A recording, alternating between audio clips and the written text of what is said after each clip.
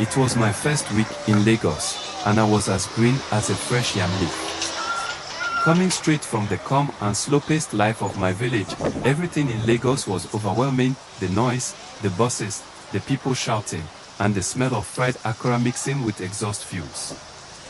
I had come to this city with nothing but hope and a promise to myself that I would succeed. I was staying with my cousin, Chokuma, in a tiny one-room apartment in Mushin. He had lived in Lagos for years and knew the ins and outs of the place.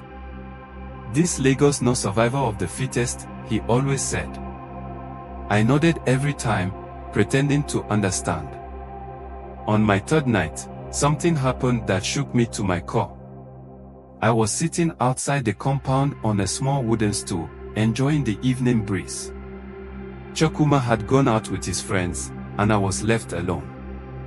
The night was calm, except for the usual background sounds of Lagos, distant honking, generator noises, and the occasional shouting from quarrels nearby.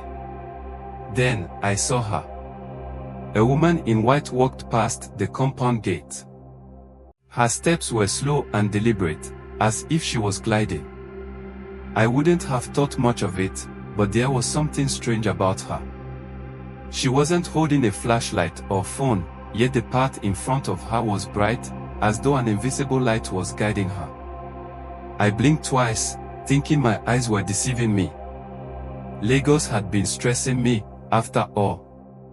But then, she stopped right in front of the compound and turned her head towards me. Her eyes, oh, her eyes, were empty, like deep, dark pits that seemed to pull you in. "Young man," she called, her voice soft but sharp like a blade slicing through silence.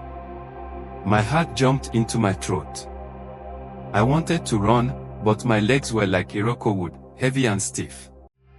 I managed to stammer, good evening, Ma." She didn't respond. Instead, she stretched out her hand. In it was a small clay pot, covered with strange markings. "Take this," she said. I shook my head furiously. "No, Ma. I don't want. Please, Ma." Her face darkened, and the once calm night seemed to grow colder. The street lights flickered, and the air smelled of something strange, like burnt hair and rotten leaves. "You dare refuse," she hissed. Just then, I heard a loud shout behind me. "Leave him. Go away." It was Mama Bisi, our compound's caretaker. She was holding a big broom and pointing it at the woman. "Oloshi. No Vudu you dey carry worker, ABI. We no want for here. This boy no newcomer. Leave him alone." The woman in white hissed again, this time louder, like a snake ready to strike. She dropped the clay pot on the ground, and before I could even blink, she vanished into thin air. The pot burst open, releasing a puff of black smoke that quickly disappeared.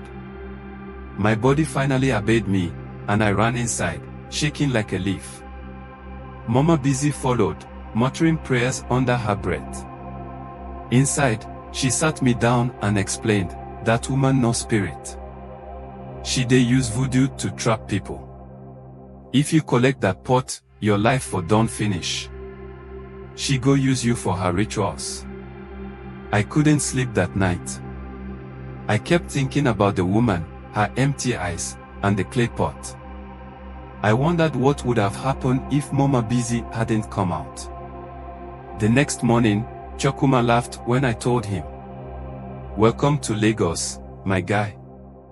This city no be only about traffic and wahala. Spirits dey too." From that day on, I became extra cautious. I never sat outside alone at night again, and I always listened to the stories people shared about Lagos.